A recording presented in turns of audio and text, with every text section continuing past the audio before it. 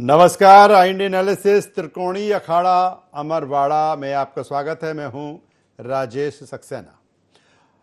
अमरवाड़ा के रण में मुकाबला दिलचस्प और रोचक होता दिख रहा है। यहां मुकाबला त्रिकोणी होने की दिशा में आगे बढ़ रहा है। पहले कांग्रेस की नज़र जिस गोंडवाना गणतंत्र पार्टी पर थी, उसने अपना उम्मीदवार मैदान में उतार दिया है। कह सकते हैं कि कांग्रेस जिस रणनीति पर चुनाव लड़ना चाह रही थी, वो सफल नहीं हुई, क्योंकि जीजीपी से कांग्रेस की बात नहीं बनी। अब कांग्रेस उम्मीदवार चयन में अन्य विकल्प पर काम कर रही है। बीजेपी ने कमलेश शाह, जीजीपी ने भलावी रावण को अपना उम्मीदवार बनाया है। जीजीपी का अमरवाड़ा में लंबे समय से बड़ा दखल रहा है। 2003 में गोंडवाना गणतंत्र पार्टी के मनमोहन सिंह बट्टी ने चुनाव जीता था। उसके बाद भी भले ही जीजीपी ने ना जीती हो ये सीट, लेकिन वो कांग्रेस बीजेपी का समीकरण बिगाड़ती रही है। हालांकि यहां लगातार कांग्रेस ने फतह हासिल की। जिस परिस्थितियों में ये चुनाव हो रहा है, उसमें बीजेपी कांग्रेस दोनों के लिए चुनाव काफी अहम है, क्योंकि बीजेपी इस सीट को जीतकर छिंदवाड़ा के किले में एक और कील ठोकने की रणनीति बना रही है। वहीं कांग्रेस और कमलनाथ की कोशिश है कि जिस तरह और जिस समय कमलेश शाह कांग्रेस का हाथ छोड़कर गए हैं, उन्हें इसका सबक सिखाया जाए। साथ ही कमलनाथ ये चाहेंगे कि इस सीट को जीतकर ये बताया जाए कि भले लोकसभा चुनाव बीजेपी ने जीत लिया हो, लेकिन अभी भी छिंदवाड़ा उनका गढ़ है। ये भी कह सकते हैं कि इस चुनाव में पूर्व मुख्यमंत्री कमलनाथ का राजनीतिक करियर दांव पर है।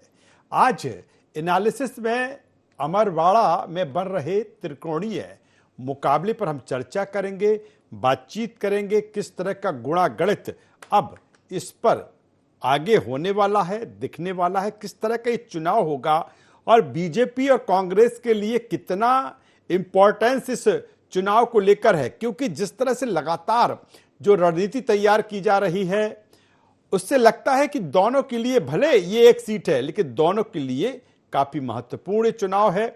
सीधे पहले पैनल के पास हम चलेंगे, अपने मेहमानों से आपका परिचय करा देते हैं, फिर इस चर्चा को हम आगे बढ़ाएंगे, जो कि त्रिकोणीय अखाड़ा अमरवाड़ा पर आज हम चर्चा करने वाले हैं। हमारे साथ में हैं रवि वर्मा जी, प्रवक्ता मध्य प्रदेश कांग्रेस। रवि जी, आपका स्वागत है। हमारे साथ में हैं Priyanka Dubey ji, media panelist, Bharatiya Janata party Madhya Pradesh. Priyanka ji, आपका स्वागत है। वरिष्ठ पत्रकार देवदत्त दुबे जी हमारे साथ में है। देवदत्त जी, मैं आपका भी स्वागत करता हूँ।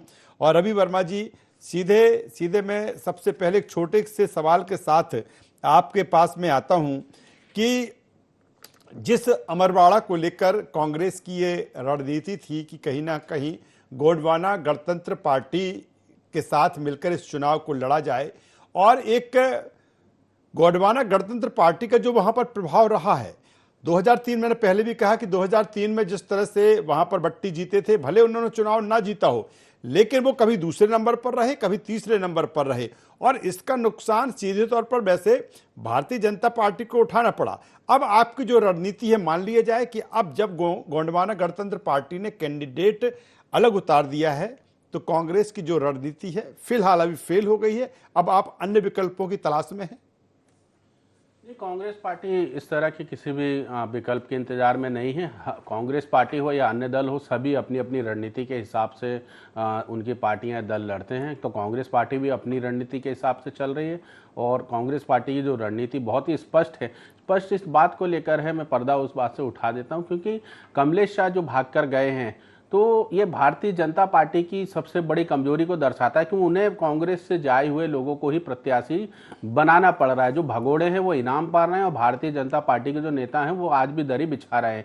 तो स्पष्ट है कि हार भारतीय जनता पार्टी की इस बड़े चुनाव में होने जा रही है अमरवाड़ा में, क्योंकि आज तक जो कमलनाथ जी या छिंदवाड़े की जो जनता है वो लगातार उसने कांग्रेस का साथ दिया है, और छिंदवाड़े की जनता इस बात को देख रही है कि जिस जनप्रतिनिधि को भरोसे के साथ उन्होंने जिताया था, जो उन्हें 5 साल की मूलभूत सुविधाओं पे काम करना चाहता था।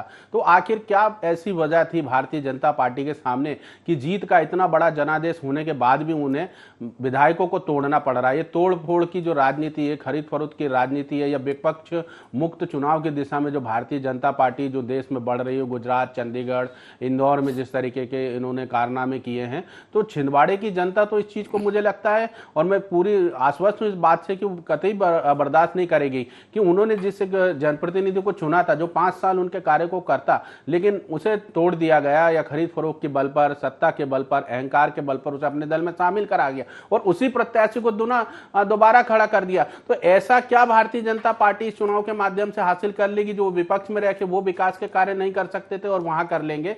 तो ये दोहरे चरित्र की राजनीति को छिंदवाड़े की जनता कतई बर्दाश्त नहीं करेगी।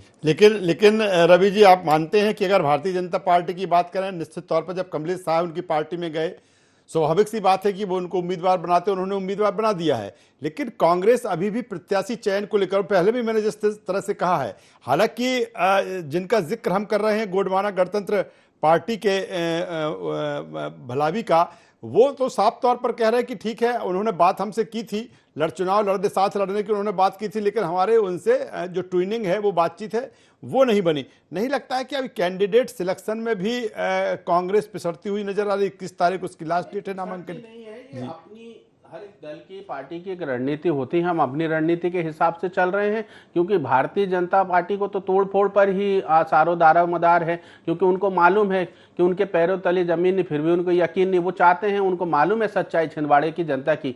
ठीक है, लोकसभा में परिणाम हमारे विपरीत रहे हैं, लेकिन छिंदवाड़े की जनता ने कांग्रेस का हमेशा से साथ दिया है। जो कमलेश शाह को आज वो जो प्रत्याशी बना रहे हैं, जिस बैसाखी पर भारतीय जनता पार्टी आज खड़े होने का प्रयास कर रही है, वो कांग्रेस से होकर निकलती है और कांग्रेस के प्रत्याशी को उन्होंने अपने दल में शामिल करा लिया। तो ये नहीं हो सकता है, जनता के जनमत को नहीं पलट पाएंगे। ये कहीं डर है कि बहुत पहले से कैंडिडेट घोषित कर दिया तो फिर? मैं ये बिल्कुल जो बात है कि हम अपनी एक रणनीति के साथ चल रहे हैं। चलिए, अपनी रणनीति के साथ चल रहे हैं, भारतीय जनता पार्टी अपने रणनीति के साथ चल रही है। मैं प्रियंका जी के पास में आता हूं। प्रियंका जी, पहले वो कह रहे हैं कि कमलेश शाह को बीजेपी में मिलाकर आप क्या हासिल कर लेंगे। दूसरा सवाल इस बात को लेकर कि जिस तरह की जो चीजें दिख रही हैं, आज भी सीएम साहब वहीं पर थे, बीजेपी के प्रदेश अध्यक्ष भी वहीं पर थे, दूसरी तरफ एक लंबी चौड़ी आपने जो स्टार प्रचारकों की सूची है वो जारी कर दी है। क्या भारतीय जनता पार्टी मान के चल रही है कि जो क्षेत्र है, जो कमलनाथ जी से जुड़ा हुआ है, यहाँ पर किसी भी स्तर पर कोई चूक की आवश्यकता नहीं है, इसीलिए पूरा दमखम भारतीय जनता पार्टी की तरफ से? भारतीय जनता पार्टी सबका साथ, सबका विकास और सबके प्रयासों के साथ में आज अग्रणी होकर के चल रही है। और ये चीज़ भले ये स्वीकार ना करें, कहते हैं ना कि अगर अंधा अपने आप को अंधा ना माने, उससे दुनिया अंधी नहीं हो जाती है। उसे खुद को समझना पड़ेगा कि उसको खुद को दृष्टि दोष है, उसके लिए पूरी दुनिया में अंधियारा नहीं किया जा सकता। और ये बात पूरी रवि भाई जी के स्टेटमेंट से पूरा समझ में आ रहा है कि जिस तरह से कांग्रेस पार्टी को विधानसभा में पूरी तरीके से जनता ने नकारा, लोकसभा में 29 पूरा क्लीन स्वीप दे दिया, उसके बाद में भी इन्हें से भारतीय जनता पार्टी का मंथन करना है, जबकि इनको मंथन करना चाहिए अपने गढ़ प्रमुखों का, अपने गुटों का, अपनी तनातनी का, अपनी अंतरकलह का, अपनी जो लगातार बमबारी किए जा रहे हैं, अजय सिंह जी कर रहे हैं, चाहे लक्ष्मण सिंह जी कर रहे हैं, उन पे इनका ध्यान नहीं है। चाहे इनको दुनिया के लोग ज्ञान दे रहे हैं, इनको नहीं समेटना है। यहाँ तक कि इनके जितेंद्र सिंह जी तक ने स्वीकार किया कि इनके बहुत सी खामियां रही, इनको उस पर अध्ययन करना चाहिए। लेकिन अभी भी इनको सिर्फ भारतीय जनता पार्टी का ही, कहते ना, दूसरे की थाली में इनको देखने से फुर्सत नहीं है, पर अपनी थाली में क्या है उसको समेटते इनसे बन नहीं रहा है। उसके बाद में भी ये कह रहे हैं कि भारतीय जनता पार्टी किसी को लेने नहीं गई है। भारतीय जनता पार्टी अपने कार्यालय में, अपनी रीति नीति से, अपने चुनाव प्रबंधन से तैयारी में लगी रहती है, चाहे एक सीट हो चाहे ज्यादा सीट हो। जिस तरीके से जो भी हमको केंद्र से निर्देश दिए जाते हैं, वो हर प्रदेश पर, ऐसा नहीं कि सिर्फ मध्य प्रदेश पे, हर प्रदेश पे उसको लागू किया जाता है। बूथ स्तर तक का कार्यकर्ता कार्य करता है और इसी के कारण 80% बूथों पर 1.5% अगर ग्रोथ हुई है वोटिंग की, तो वो हमारी सफलता है, इसे हम जानते हैं। और उसके बाद भी हम हर चीज की समीक्षा करते हैं। कल समीक्षा बैठक में हर चीज की समीक्षा की गई। तो ये चीज भारतीय जनता पार्टी की संगठनात्मक पद्धति है। पर आपका संगठन कहाँ है? खुद आपका व्यक्ति कहता है कि पार्टी गई तेल लेने, कमलनाथ जी कहते छिंदवाड़ा में ये मेरा आखिरी चुनाव है, भावनात्मक अपील करने बैठे, उसके बाद भी जनता ने नकार दिया। उसके बाद आप लोग आज भारतीय जनता पार्टी पे दोषारोपण कर रहे। दिग्विजय सिंह जी राजगढ़ में अपने व्यस्त रहे, जीतू पटवारी जी के पते ही नहीं थे, चुनाव लड़ने के लिए कहा गया मना कर दिया, उमंग सिंघार जी खुद आरोप लगाते रहे। तो आप लोग अपनी अंतरकलह संभालिए, वो बेहतर होगा। किसी को भगोड़ा कहना ये आपको शोभा देता है? जो आपका व्यक्ति विधायक रहा आपकी पार्टी से, आज आप उसको ऐसे शब्दों से संबोधित कर रहे हैं। ठीक है, विचारधारा परिवर्तित हो गई सामने वाले की, वो विकास की धारा में समाहित होकर भारतीय जनता पार्टी की सदस्यता ले लेता है, परंतु क्या आपका पुराना कार्यकर्ता अगर आपसे किसी बात से रुष्ट होकर के किसी और पार्टी की सदस्यता ले लेता है, उसके लिए सार्वजनिक मंचों के ऊपर इस प्रकार के शब्दों का प्रयोग करना उचित है? जिसने आज आपके जीवन दे दिया, और ऐसे आप लोग तो दलित उत्थान की बातें करते हैं और आज आप किसी के लिए इस प्रकार के शब्दों का उपयोग कर रहे हैं। चलिए तो चलिए प्रियंका जी, आता हूं, दोबारा आपके पास में देखना आऊंगा पड़ेगा। और जो आपने बात कही उसके जवाब में रवि जी से भी लूंगा, लेकिन उससे पहले देवदत्त दुबे साहब वरिष्ठ पत्रकार हमारे साथ में हैं। देवदत्त दुबे जी, सीट एक है जहां पर उपचुनाव हो रहा है, और अगर वैसे देखें, एक ऐसे सीधे सीधे एंगल से देखें तो इस एक सीट से ना भारतीय जनता पार्टी की सेहत में बहुत ज़्यादा कोई फर्क पड़ने वाला है, न फिर कांग्रेस की सेहत में बहुत ज़्यादा फर्क पड़ने वाला है। लेकिन जो तमाम सारी चीज़ें हैं, जो तमाम सारा जो एंगल्स हैं, मैं आपसे सीधे समझना चाहता हूं कि इस अमरवाड़ा का इस तरह जो अखाड़ा दिख रहा है उसकी वजह क्या है, दोनों के लिए किस तरह के मायने हैं, और इसीलिए भले एक सीट है, कोई विधानसभा का पूरा चुनाव नहीं है, उपचुनाव होने जा रहा है, लेकिन अखाड़ा पूरी तरीके से यहां पर सजा हुआ है। देवदत्त दुबे साहब जी, मध्य प्रदेश की 29 लोकसभा सीटों में छिंदवाड़ा का परिदृश्य अलग रहा है राजनीतिक रूप से, कि कमलनाथ का पिछले 40 वर्षों से गढ़ रहा। एक बार सुंदरलाल पटवा को लड़ाकर भाजपा ने जीता, लेकिन कमलनाथ ने 2-2.5 वर्षों के बाद ही फिर वापसी कर ली, क्योंकि बाई इलेक्शन में हारे थे वो। अब दोबारा दूसरी बार कमलनाथ के बेटे नकुलनाथ हारे हैं, तो भाजपा की ये चिंता है कि दोबारा वापसी आसानी से ना हो, कमलनाथ की ना कर पाए, और हमने यदि अभी हराया है तो हम उसको और एक हार और दे दें अमरवाड़ा में, क्योंकि कमलेश साय जैसे 3 बार जीते हुए विधायक उनके पास आ गए हैं। और कांग्रेस ये सोच रही, खासकर कमलनाथ ये सोच रहे हैं कि जिन्होंने चुनाव के समय धोखा दिया, जिनको हमने सब कुछ दिया, टिकट दिया, शिखर पर ले गए, यदि ऐसे लोगों ने धोखा दिया है तो उनको ऐसे लोगों को छोड़ना नहीं चाहिए। और कमलनाथ और कांग्रेस उस सीट को वापस कांग्रेस की झोली में हथियाने के लिए पूरे प्रयास कर रहे हैं। इस कारण ये महत्व है कि एक छिंदवाड़ा की पृष्ठभूमि चूंकि अलग है, यहाँ कमलनाथ वर्सेस भाजपा होता रहा है, तो व्यक्तिगत प्रतिष्ठा है कमलनाथ की और पार्टी की रूप में है भाजपा की। तो आप देखेंगे कि यहाँ गोंडवाना गणतंत्र पार्टी बड़ी निर्णायक रही है दोनों दलों के बीच में, और कमलनाथ के हमेशा संबंध अच्छे रहे। लेकिन अभी गोंडवाना गणतंत्र पार्टी ने उम्मीदवार घोषित कर दिया है भलावी को। भलावी अभी लोकसभा का चुनाव लड़े थे और अमरवाड़ा से लगभग 23,000 वोट ले गए वो। तो एक ऐसा प्रत्याशी गोंडवाना ने खड़ा कर दिया जो मुकाबले को त्रिकोणी बना रहा है जी। अभी राजेश जी, एक संभावना है कि कांग्रेस का लक्ष्य है कमलेश साय को हराना, तो वो हो सकता है गोंडवाना गणतंत्र पार्टी को भी समर्थन दे दे, या उनको भलावी को अपने पक्ष में विड्रा करा ले अभी, क्योंकि बहुत राजनीतिक संदेश देने के लिए लड़ाई है। भाजपा किसी भी कीमत पर कमलनाथ को क्या देवदत्त साहब, अभी फिलहाल माना जाएगा इस तरह की चीजें होती है तो समीकरण फिर अलग तरह के होंगे, लेकिन फिलहाल जो तस्वीर दिख रही है उससे माना जाए कि भलावी जिस तरह से जीजीपी से खड़े हो चुके हैं, भारतीय जनता पार्टी का जो रास्ता है वो कुछ आसान हो गया है, और कहीं ना कहीं कांग्रेस की जो चिंता है वो बढ़ गई है अभी फिलहाल के फैक्टर को, रणनीति को देखें तो। बिल्कुल स्पष्ट दिखता है कि जहां जहां गोंडवाना गणतंत्र पार्टी, बसपा, सपा, ये अन्य दल खड़े हो जाते हैं, सत्ता विरोधी वोट बट जाते हैं और भाजपा को फायदा होता है और कांग्रेस को नुकसान होता है। अभी लोकसभा चुनाव में भी जो आंकड़े आए थे, 3 लोकसभा सीटें ऐसी थी जहां बसपा उम्मीदवार हार जीत के फैसलों से ज्यादा वोट ले गए। तो यहाँ गोंडवाना गणतंत्र पार्टी के खड़े हो जाने से भाजपा के लिए बहुत मतलब एक तरह संभावनाएं अच्छी देखने लगी है, क्योंकि वो वोट यदि गोंडवाना में नहीं जाएगा तो हो सकता है उसमें से अधिकांश वोट कांग्रेस के पास जाए। तो कांग्रेस भी ये समझ रही है कि हमें गोंडवाना गणतंत्र पार्टी के खड़े होने से नुकसान है, तो इसी गुणा भाग में तो भाजपा ने चलिए प्रत्याशी इसी घोषित गुणा कर दिया, गठबंधन। मुझे लगता है कि इसी गुणा गणित के चक्कर में जो हम लोग रवि जी से पूछ रहे थे कि आखिर अभी तक कैंडिडेट क्यों घोषित नहीं किया है, मैं रवि जी के पास एक बार फिर आता हूं। रवि जी, क्या अभी भी संभावनाएं हैं कांग्रेस की तरफ से कि गोंडवाना गणतंत्र पार्टी के साथ हो लिया जाए, या फिर गोंडवाना गणतंत्र पार्टी आपके साथ हो जाए और फिर चुनाव लड़ा जाए? क्योंकि अगर देखा जाए तो कांग्रेस और कांग्रेस से ज्यादा कहीं ना कहीं कमलनाथ के लिए भी ये बड़ी चुनौती है। रवि जी।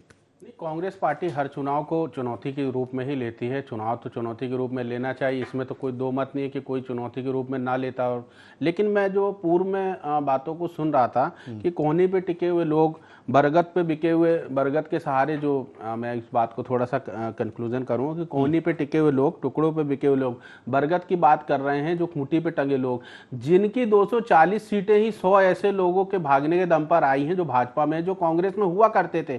और मध्य प्रदेश में भी वही खेल चल रहा है। तो वो नैतिकता और शुचिता और भगोड़ा कह दिया, क्या क्या बातें कर रहे हैं। तो उन्हें इस तरह की आत्मव्याख्या तो उनको करने की आवश्यकता है कि आज उनकी जो विचारधारा, जो कैडर की जो दुहाई देते हैं, उनके कैडर की दूधों के धज्जियां तो किस तरह देश में उड़ी हैं, सबने देखी है। और वो हमें तोहमत लगा रहे हैं, तो हम तो अपनी एक रणनीति, अपनी प्लानिंग के साथ, अपनी विचारधारा के साथ चल रहे हैं। क्योंकि विचारधारा ही एक व्यक्ति के जीवन को है जो है एक सत्य के मार्ग पर ले जा सकती है। हार जीत दो पहलू होते हैं युद्ध में, लेकिन विचारधारा सर्वश्रेष्ठ होती है। विचारधारा, कांग्रेस पार्टी की विचारधारा इस देश के साथ हमेशा रही है। तो कांग्रेस पार्टी अपनी विचारधारा और नीति नियत के साथ स्पष्ट रूप से चल रही है। छिंदवाड़ा की जो फतेह की बात है वो आज से नहीं है। छिंदवाड़े की जनता ने हर मोर्चे पर साथ दिया है। आज से विगत 2 या 3 माह पहले जब हम देखेंगे इस लोकसभा के, तो चाहे वो विधायकों की बात हो, महापौर की बात हो, सांसद की बात हो, या जनपद पंचायतों में भी कांग्रेस पार्टी ने लगातार परफॉर्म किया। छिंदवाड़े की जनता ने साथ दिया है। तो भारतीय जनता पार्टी को इस तरह के मुगालते नहीं पालना चाहिए।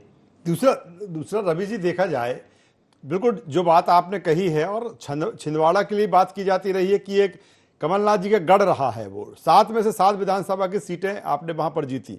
लेकिन जिस तरह से लोकसभा चुनाव के परिणाम आए और तकरीबन 1.5 लाख के आसपास जो भारतीय जनता पार्टी के वहां से जो कैंडिडेट जीते हैं, तो इसके बाद नहीं लगता कि अब जो किला है उस पर कील तो भारतीय जनता पार्टी ने ठोक दी है, वो कह रहे हैं कि अब इसको भी हम जीतेंगे? नहीं, वो उनका अपना एक दावा हो सकता है, लेकिन जिस छिंदवाड़े की जनता ने कांग्रेस को लगातार दिया है, हर चुनाव में कांग्रेस पार्टी को मैंडेट मिला है, तो एक चुनाव के बाद परिणाम, हर चुनाव एक अलग पैटर्न पे होता है और हर चुनाव के अलग मुद्दे और वादे होते हैं। तो वादे जो देखने होंगे कि किसानों को जो है अब तक के उनकी जो खरीद की जो बात थी वो 3100 रुपए की नहीं हो रही है। चुनाव हो चुका है, पर्ची वाले मुख्यमंत्री देश दुनिया की तमाम तरह की भ्रमण कर आ चुके हैं। जो बहनों को 3000 देने की बात थी वो अब तक ठंटन गोपाल के रूप में साबित हो रही। दूर दूर तक 3000 रुपए की अभी तक कहीं तक कोई सुनवाई नहीं है। तो तमाम मुद्दे हैं जो अभी मध्य प्रदेश की जनता देख रही कि 6 माह बीत जाने के बाद भी प्रदेश का मुखिया केवल पर्ची के सहारे ही भ्रमण कर रहा है। मध्य प्रदेश के धरातल पे जो वादे होने चाहिए थे पूरे वो नहीं हो रहे। तो इन असल मुद्दों पर भी छिंदवाड़ा में बात होगी। कमलनाथ जी के सामने नहीं लगता कि, मुझे लगता है कांग्रेस से ज्यादा कमलनाथ जी के सामने एक प्रतिष्ठा बचाने के लिए या फिर एक राजनीतिक करियर की दृष्टि से देखा जाए तो भी एक अहम होगा ये चुनाव? नहीं राजेश जी, चुनाव तो हर अहम होता है, हर दल के लिए चुनाव अहम होते हैं और वो एकदम स्पष्ट रूप से वो प्रदेश के पूर्व मुख्यमंत्री हैं, हमारे वरिष्ठ नेता हैं। तो जो रणनीति होती है वो वरिष्ठ नेताओं के साथ मिलके बनती है और पूरे दमखम के साथ ये चुनाव हम लड़ने जा रहे हैं और जीत का परचम भी कांग्रेस पार्टी अमरवाड़ा से लहराएगी और भारतीय जनता पार्टी के जो मुगालते हैं वो चकनाचूर कर देंगे इस बार।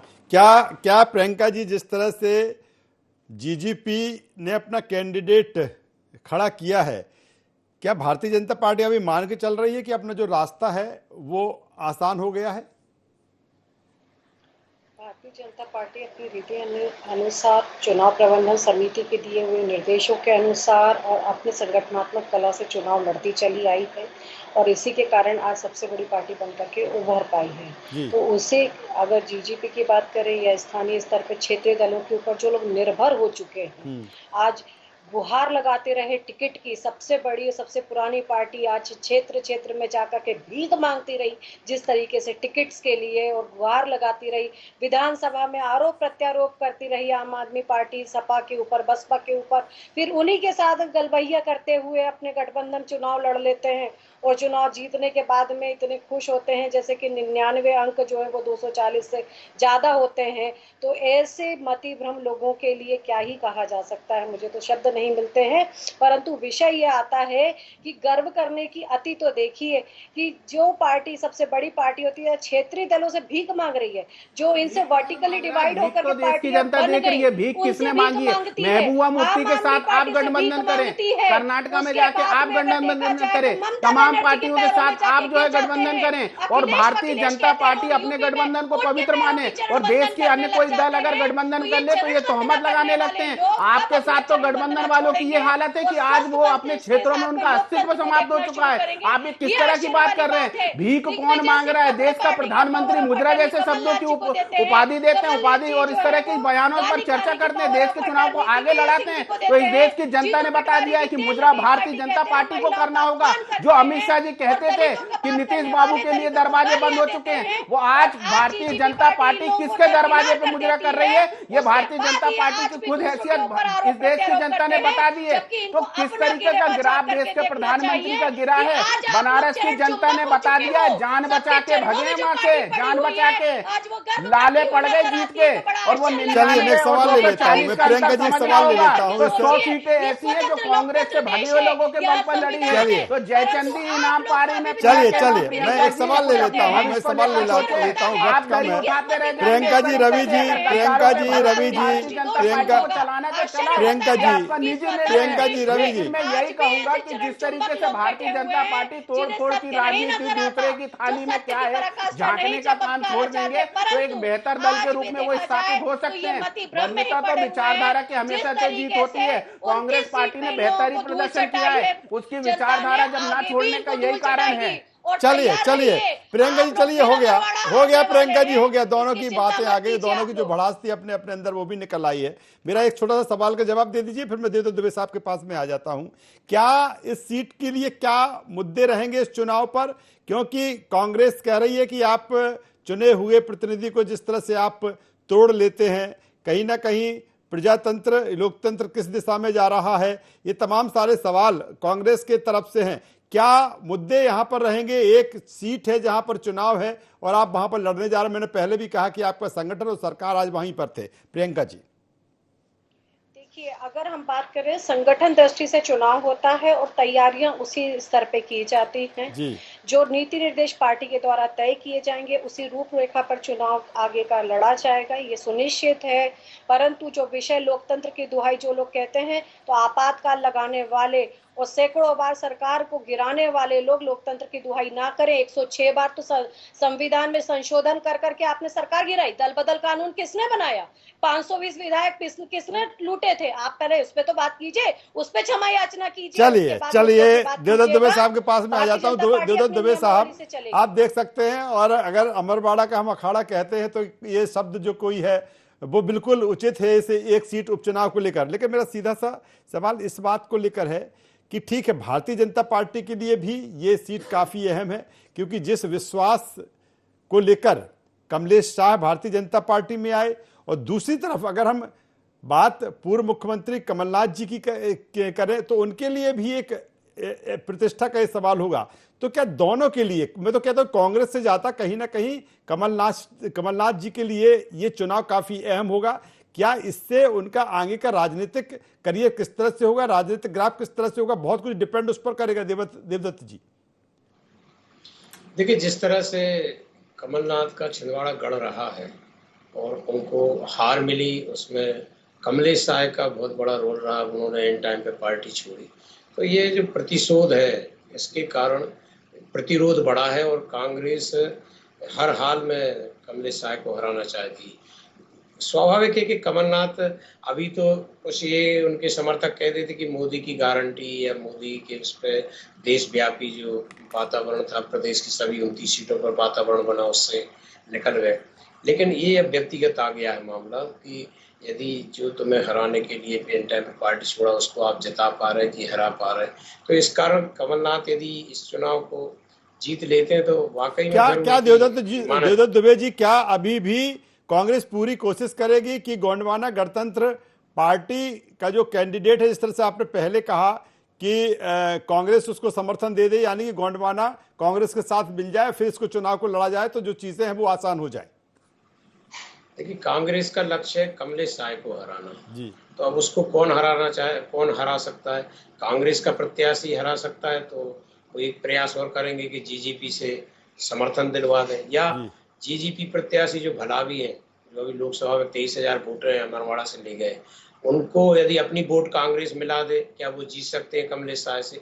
कांग्रेस में यही चल रहा था। भाजपा ने प्रत्याशी घोषित कर दिया, जीजीपी गोंडवाना गणतंत्र पार्टी ने कर दिया, कांग्रेस अभी तक प्रत्याशी घोषित नहीं कर पाए। हालांकि 21 तारीख है लास्ट नामांकन की, लेकिन कांग्रेस इसी उधेड़बुन में है। वो रणनीति बना रही कि हम कैसे भाजपा को, चलिए, तो बिल्कुल रणनीति लगातार सभी तरफ से बनाई जा रही है। पहले भी मैंने जिस तरह से कहा कि जो अमरवाड़ा का अखाड़ा है, निश्चित तौर पर दिलचस्प यहाँ की लड़ाई होने वाली है, और जिस तरह की चीजें दिख रही हैं, जिस गोंडवाना गणतंत्र पार्टी को लेकर ये संभावना थी कि कांग्रेस के साथ मिलकर वो लड़ेगी, लेकिन अकेले मैदान में अब वो उतर चुकी है। बीजेपी ने अपना कैंडिडेट घोषित कर दिया है, कांग्रेस का उम्मीदवार अभी सामने आना बाकी है, लेकिन निश्चित तौर पर गोंडवाना गणतंत्र पार्टी के अकेले मैदान में उतरने से यहाँ का जो मुकाबला है त्रिकोणी हो चला है, और देखना होगा कि आगे अभी किस तरह की सियासत और राजनीति और चुनावी संग्राम देखने को मिलता है। तीनों मेहमानों का धन्यवाद करता हूं, शुक्रिया करता हूं। तो त्रिकोणी अखाड़ा है अमरवाड़ा का इस समय, और दोनों के लिए, भारतीय जनता पार्टी और कांग्रेस के लिए, दोनों के अपने अपने मायने हैं इस चुनाव को लेकर, और यही कारण है कि पूरा जोर इस चुनाव में लगाया जा रहा है। इंडियन एनालिसिस में इतना ही। IND 24 पर खबरों का सिलसिला लगातार जारी है, बने रहिए हमारे साथ। नमस्कार।